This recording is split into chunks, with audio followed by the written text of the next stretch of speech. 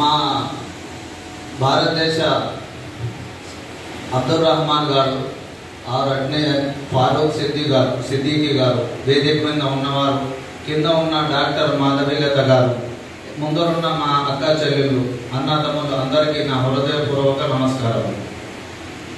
ఇవుతూ ఎన్నో ఘోరమైన విచిత్రమైన ప్రదేశాల నుంచి మేము గడచడం జరుగుతుంది, చూడడం జరుగుతుంది. ఎన్ని ప్రభుత్వాలు మారినా ఒక చిన్న కోరిక అనేది మనసులో ఉంటుంది. ఈ ప్రభుత్వం మారిన తర్వాత మా ఇల్లు ప్రశాంతంగా అవుతుంది, మాకేది కావాలనో అది ఇచ్చేదానికి ఈ ప్రభుత్వం సహకరిస్తుంది. ప్రభుత్వాలు మాత్రమే మన జీవితం అయిపోతుంది, ముసలితనం కూడా వచ్చాను, కానీ మనం అనుకుంటే కోరిక మన జీవితంలో రావడం లేదు. దీనికి ఒక ఏమంటారు బాధ్యతలు ఎవరంటే మనమే. మనకు ఏం హక్కు కావాలనో మనం తెలుసుకోలేదు. వాళ్ళు మనకు సహకారం చేస్తారు, వీళ్ళు మనకు సహకారం చేస్తారు, వాళ్ళు మనకు సహకారం చేస్తారు, ఆ రాజకీయ నాయకులు చేస్తారు, వీళ్ళు మారిపోతే వీళ్ళు చేస్తారని ఒక నమ్మకం మన జీవితాన్ని ఏం చేస్తుందంటే ఒక అంధకారంలోకి నెట్టడం జరుగుతుంది. ఎంతమంది ఇళ్లలో వాళ్ళకు రావాల్సిన సహకారం, వాళ్ళ కష్టపడిన ఆస్తులు, వాళ్ళకి కష్టపడిన సంపాదించిన సంపాదన వాళ్ళకు తెలియకుండానే ఏ లెవెల్లో ఆక్రమించుకున్నా కూడా మనం తెలిసి కూడా వాళ్ళకు సహకారం చేయడం లేదు. దీనికి మనము కొట్లాడేదానికి ముందు పోతే ప్రభుత్వం వాళ్ళదే, పోలీసులు వాళ్ళవారే, నాయకులు వాళ్ళవారే. ఏదన్నా జరిగితే మన ప్రాణాలు ఉంటాయి లేదో కూడా మనకు తెలియదు. అటువంటప్పుడు మన అధ్యక్షులు అబ్దుల్ రహమాన్ గారు చాలా ఘోరమైన పరిస్థితి నుంచి పోయి దేవుడు ఈ సహకారం అతనికి ఇవ్వడం జరిగింది. దాంట్లో నుంచి మనం దీంట్లోకి రావడం జరిగింది. మనము ఒకటి చిన్నప్పుడు ఒక చిన్న సంఘటన చూసేదానికి మాకు అందరికి దొరుకుతా ఉన్నది. కోడి పిల్లలు తీసుకొని గోడు ముందుకు పోతా ఉంటారు.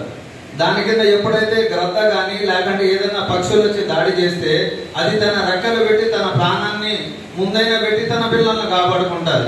అదే విధంగా ఈ యొక్క యాంటీ కరప్షన్, ఏకత అంటే మనమందరం యాంటీ కరప్షన్, ఈ యొక్క ఏదైతే దరిద్రం మనకు పట్టిందో అందరం కలిసి ఈ దరిద్రాన్ని దూరం చేసే పేరే ఏకత యాంటీ కరప్షన్. మనమందరం కలిసి ఒక తల్లి ఒడిలా దీంట్లో కలిసి దీంట్లో ప్రయాణం చేయగలిగితే మనమంతుంటే ఎంత పెద్ద శక్తి అయినా కూడా మనం ప్రారదోలి మన జీవితాన్ని సుఖంగా జీవితం గడిపేలాగా మనం స్వయంగా మనం చేసుకునే శక్తిని మనకు దేవుడు ఇస్తాడు.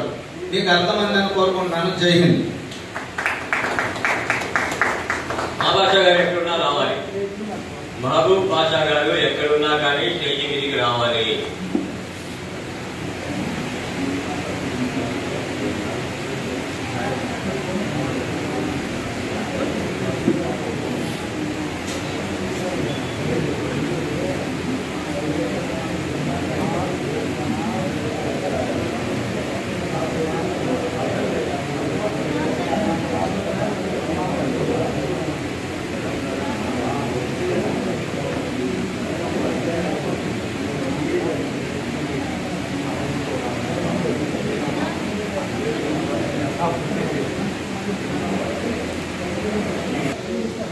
తెలంగాణ ఉపాధ్యక్షుడు గారు ఇప్పటికి ఆయనకి సన్మానం చేస్తాం. ప్రమాణ స్వీకారం చేస్తున్నాం.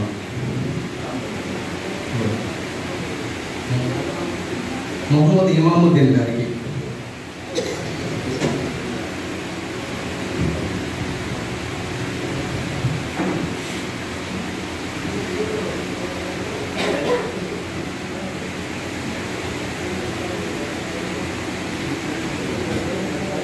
अस्सलामु अलैकुम वरहमतुल्लाहि वबरकातुहू।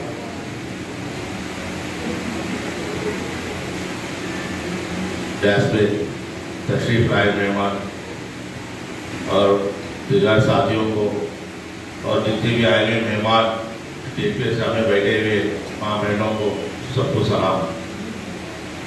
आज हम तेलंगाना से यानी कि तेलंगाना स्टेट गढ़वाल से हम लोग आए हुए हैं।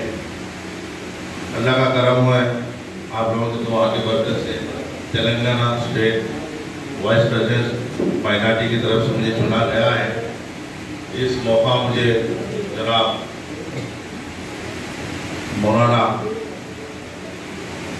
और दीगर साथी ने हमें इस पोस्ट के लिए चुना है। मैं उनको अदबन दिल से शुक्रिया अदा करते हुए आज वो लोग जो लेटर दिए हुए उसके लिए मैं प्रमाण स्वीकार करने के लिए आपके शहर नेल्लूर को आया हूँ।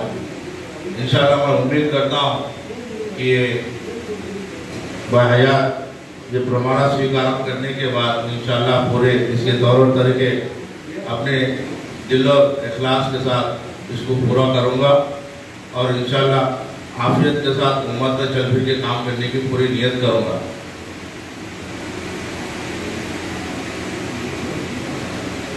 मोहम्मद इमामुद्दीन अनु నేను Ekta anti corruption Telangana state minority ప్రెసిడెంట్గా బాధ్యతలు స్వీకరిస్తున్నాను। ఈ పదవికి నేను అర్హుడు అని నాపై ఎంతో నమ్మకంతో ఈ పదవి బాధ్యతలు అప్పగించిన Abdul Rahman all India chief general secretary గారికి మరియు doctor Farman Siddique all India Ekta corruption president గారికి హృదయపూర్వక ధన్యవాదాలు తెలుపుతున్నాను।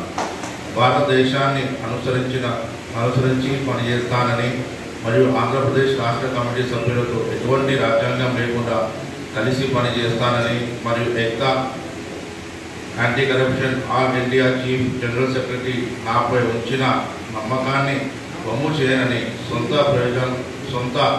ప్రయోజనాల కోసం కానీ సొంత లాభాల కోసం కానీ బంధుమిత్రుల ఉపయోగాల కోసం కానీ ఎటువంటి తాపు ఇవ్వలేదని నా మనసాక్షిగా ప్రమాణం చేస్తున్నాను। జై హింద్।